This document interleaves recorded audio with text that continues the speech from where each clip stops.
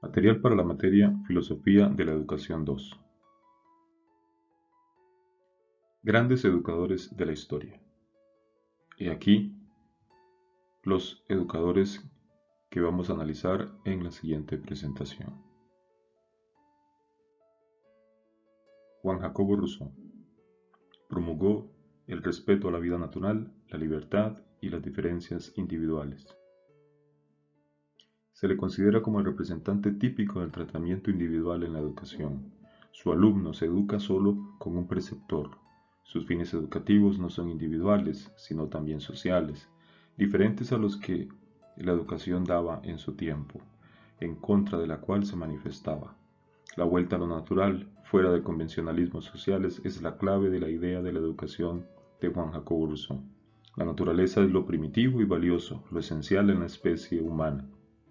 Era más bien un filósofo político, no un pedagogo, pero a través de su novela Emilio, o de la educación, promueve pensamientos filosóficos sobre la educación, siendo este uno de sus principales aportes en el campo de la pedagogía. La razón de ser de la pedagogía, que se funda en primer lugar en las leyes psicológicas, es instaurar en la infancia el propósito de la libertad, mediante la actividad, aprender por la propia experiencia y no tanto por lo que le enseñan los demás. Una de las importantes claves de Rousseau es diferenciar a niños y adultos en cuanto a su aprendizaje. Hasta su época se educaba a los niños como si fueran adultos en pequeño. Para Rousseau, la infancia tiene maneras de ver, de pensar, de sentir que le son propias, igualmente la adolescencia. Los maestros deben tener en cuenta esas diferencias y conocerlas y respetarlas.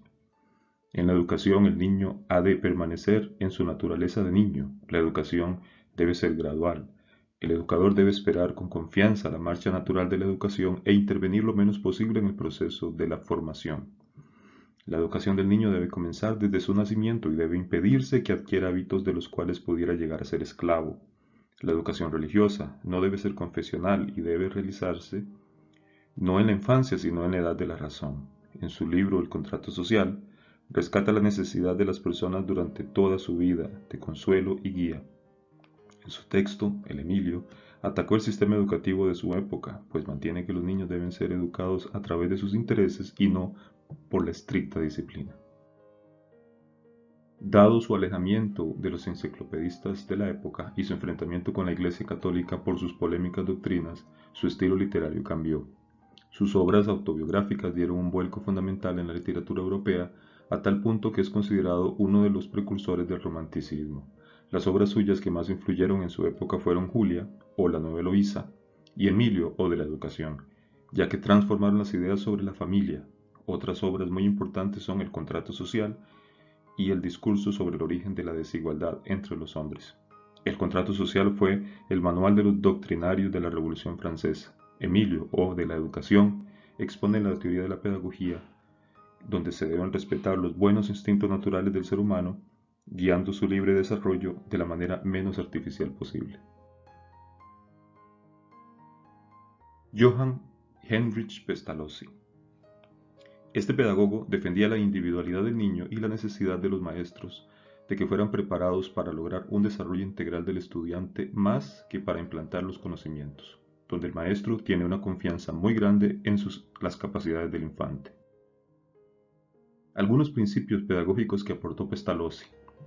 La naturalidad en el proceso pedagógico, principio que se deriva de la necesidad de la libertad en la educación del niño.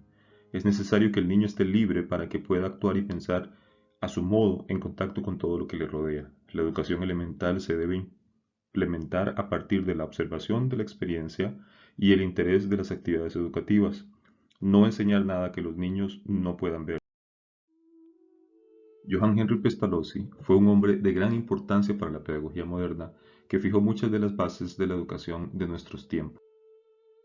Fue un pedagogo suizo, uno de los primeros pensadores que podemos denominar como un pedagogo en el sentido moderno del término, pues ya había pedagogos desde la época de los griegos, pero él fue un verdadero reformador de la pedagogía tradicional y dirigió su labor hacia la educación popular. Su padre era cirujano de profesión, pero murió cuando Pestalozzi era muy pequeño, de modo que creció con su madre. Se caracterizó por ser un niño desobediente, desordenado y con pocos logros escolares en su niñez. Su método se basa en observar, medir, dibujar, escribir y así en enseñar a distinguir las formas de cada objeto. Se enseña a describir o a darse cuenta de sus percepciones, siempre a partir de las cosas simples a lo más difícil. Pestalozzi promulgó la importancia del juego en el proceso pedagógico del niño, pero hacía un llamado de atención con relación al libertinaje en el juego, para que los niños no se fuesen a lastimar. Este pedagogo defendía la individualidad del niño y la necesidad que los maestros fueran preparados para lograr un desarrollo integral del alumno más que para implantar los conocimientos. El maestro tiene confianza grande en las capacidades del niño. Algunos principios pedagógicos que aportó Pestalozzi fue el de la naturalidad en el proceso pedagógico, principio que se deriva de la necesidad de la libertad en la educación del niño. Entonces es necesario que esté libre para que pueda actuar y pensar a su modo en contacto con todo lo que le rodea. La educación elemental se debe dar a partir de la observación de la experiencia y el interés de las actividades educativas y no enseñar nada que los niños no puedan ver. Acuñó grandes frases aún vigentes.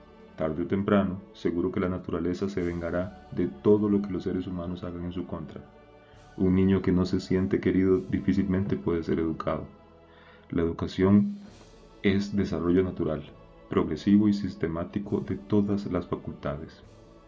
Siendo joven, después de sus fracasos en su empresa textil, para subsistir, Pestalozzi se dedicaba a la actividad de escritor. Esta función literaria dura 20 años y gracias a ella tenemos gran número de las obras que nos ha legado este autor.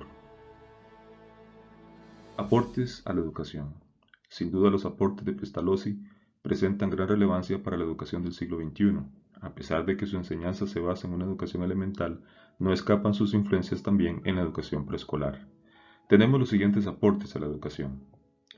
Le dio gran importancia al desarrollo del niño, puso en práctica la organización de experiencias y actividades por medio del juego, valoró las actividades espontáneas del niño, hizo énfasis en la ejercitación de las actividades manuales. Consideró la ejercitación en el dibujo como un medio para perfeccionar progresivamente la mano, lo cual le serviría al niño de base para la escritura. Ejercitó el lenguaje por medio de la conversación sencilla para después aprender a leer. Destacó la utilidad de los ejercicios corporales combinados con los cantos. Señaló como vital el desenvolvimiento del niño en sus primeros momentos con la familia, en especial con la madre. Le dio importancia a la afectividad desde el mismo momento de nacimiento del niño. Destacó el desarrollo social del niño, primeramente en la familia y posteriormente en la escuela. Consideró importante la creación de instituciones para atender a aquellos niños que eran carentes de recursos económicos. Funciones educativas según Pestalozzi. Pestalozzi le daba gran valor a la educación religiosa, siempre que ésta no tuviera un carácter dogmático ni confesional. Función social de la educación. El principal objetivo era integrar a los niños de escasos recursos a la vida social a través de la enseñanza de un oficio. Pensaba que sus propios alumnos a largo plazo serían los educadores del mañana. Desempeño del docente. El educador no era concebido como una figura autoritaria. En este sentido, el docente debía estar al servicio de las necesidades del alumno. Concepto del alumno. Una confianza muy grande en las capacidades del niño. Papel de la escuela. La concepción de establecimiento escolar estaba muy ligada a la enseñanza del oficio, más que las escuelas eran talleres. Concepto de los valores. El principal valor de su interés fue el de la educación igualitaria, es decir, poder educar a la gente marginada. Confiaba plenamente en las virtudes de la educación popular. Federico Froebel. Froebel nació en el año 1782 en Turingia, Alemania. Fue hijo del sexto parto. 6 meses después, debido a ello, su madre falleció. Su padre se vuelve a casar en el año 1785 y Froebel es criado así por su madrastra, llevando una vida miserable de soledad, pues no le dedicaban la atención debida. Se desenvolvía solo, ya que su padre lo consideraba como un pillo de escasas capacidades intelectuales. Debido a ello, fue obligado a asistir a los oficios religiosos. Toda su infancia fue marcada por la pérdida de su madre y la obligación que tuvo hacia la fe cristiana, pero luego su vida cambiará con sus próximos estudios en la pedagogía. Luego de haber pasado por una dura infancia, Froebel no es un educador por iniciativa propia, sino que con los años llega a su verdadera profesión y mientras ese tiempo llegaba, su padre lo designó a ejercer un oficio. Empezó a estudiar agrimensura como aprendiz en una primera instancia. La propuesta pedagógica de Froebel. Para Froebel, la educación comienza en la niñez y es ahí donde recalca la importancia del juego en el niño, porque a través de ello, el niño se introduce en el mundo de la cultura, de la sociedad, la creatividad y el servicio a los demás. La educación se debe dar en un ambiente de amor y libertad. A todo ello, Froebel le denominó educación integral y se basaba en estos pensamientos debido a su profundo espíritu religioso, el cual quería manifestar al exterior lo que ocurría en su interior.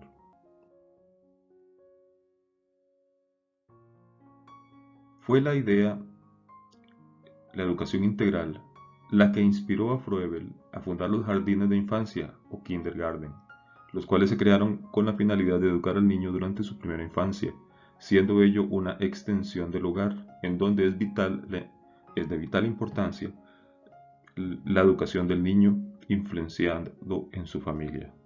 Con respecto a la familia, Froebel creyó que los padres proporcionaban la influencia educativa más constante de la vida del niño, ya que desde niño, las primeras experiencias educativas ocurrían dentro de la unidad de la familia. El maestro debe encarnar el ideal de vida que propone esta pedagogía, es decir, la determinación de un ideal de vida que el profesor debe presentar como modelo a seguir. Para Froebel es el modelo de Jesucristo. El educador debe conocer los diversos grados de desarrollo del ser humano para realizar con éxito su tarea. Todo lo que rodea al niño debe serle presentado de manera precisa y clara. Empléense siempre expresiones exactas, frases simples y claras para designar al niño las condiciones de espacio y de tiempo y de todas las propiedades peculiares al objeto que se le quiera dar a conocer. Aportes fundamentales de Froebel a la educación. Número 1. La educación debe favorecer el desarrollo integral del niño desde la más tierna edad, para lo que debe existir un nivel preescolar. 2. La educación debe dirigirse a favorecer y no a contrariar las inclinaciones naturales del niño, las cuales serían 4.